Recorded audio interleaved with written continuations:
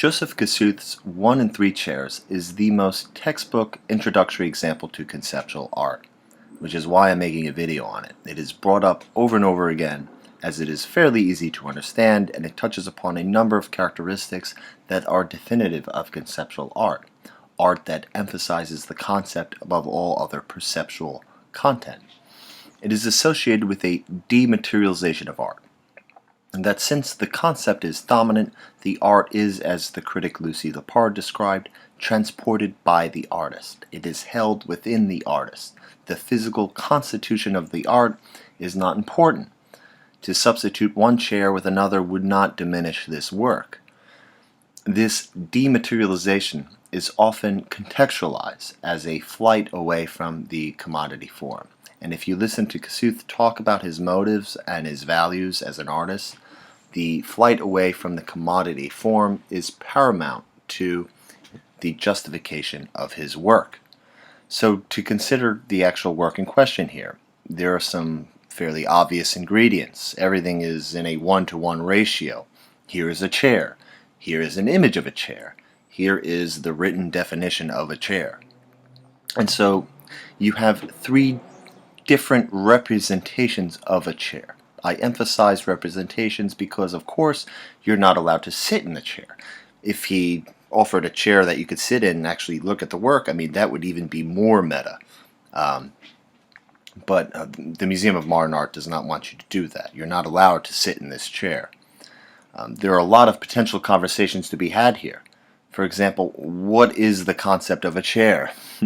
How does it include an image into its concept? How does it include the use value of a chair into the concept?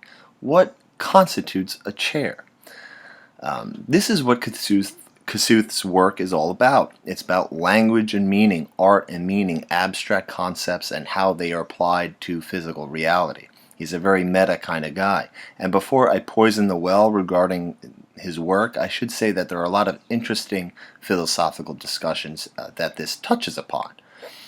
Perhaps this may spring a discussion about Platonic forms, maybe a discussion about Wittgenstein, language and meaning, or the contrast between Hume's relations of ideas and matters of fact.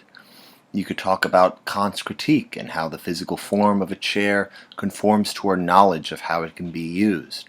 The point is that the concepts that comprise the content of Joseph Kosuth's 1 and 3 chairs have literally been discussed for thousands of years within Western thought.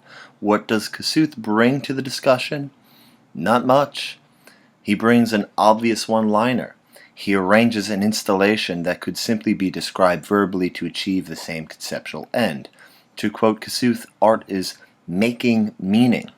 But he presupposes his arrangement to be art. The status of art is the meaning, and it does not derive from assemblage. What is innovative here does not belong to the authorship of Kosuth, in my opinion. What is innovative about this work is smuggled in very quickly and hidden from the motives of the artist.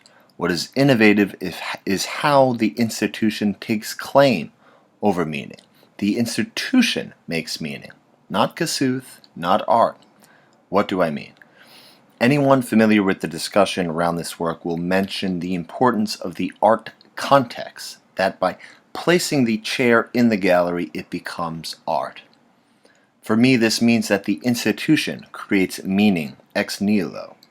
The authority of the institution comes out of nothing to designate any ordinary object as meaningful, an object that is indistinguishable from its ordinary use in human reality. And if you have that authority, you can determine what has meaning. And if you could do that, then you could also determine what has value. And while the dematerialization that justifies this work, the fact that its physical content could be substituted without damaging the integrity of the work, is not an escape from the commodity form. It is an assertion by the art institution that it alone is its own foundation for authority. It does not need an artist.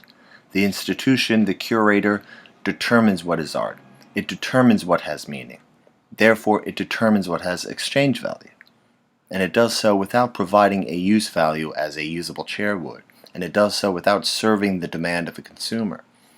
If an elderly person became exhausted and confused walking through the desert of MoMA's quixotic contemporary wing, and the nearest chair was this one, and he or she sat in it, it would no longer be merely a representation of a chair. It would be a chair. It would recede into the sordid world of objects. Our expectation to see a work of art as an end in itself is an expectation on seeing an object that stands out from the world of objects. The world I access as a means to another end, the way I access a chair to sit down, the way I access a computer to look up art.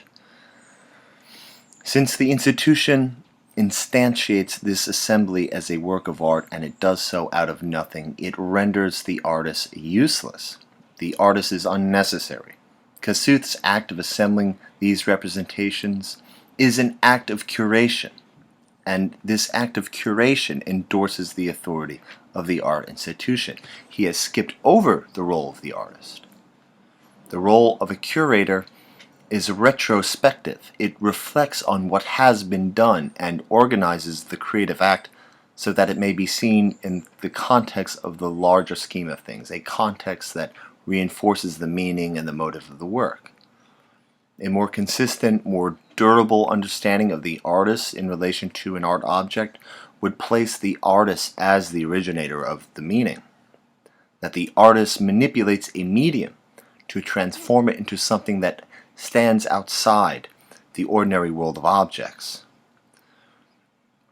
If we look at the history of Western art, we could pull examples from ancient Greek art which serve pagan narratives but are later adapted to Christian narratives, the way Apollo becomes Jesus, or how the dynamism of Hellenic art reemerges with Michelangelo, how Michelangelo's dynamic poses fill the paintings of Peter Paul Rubens.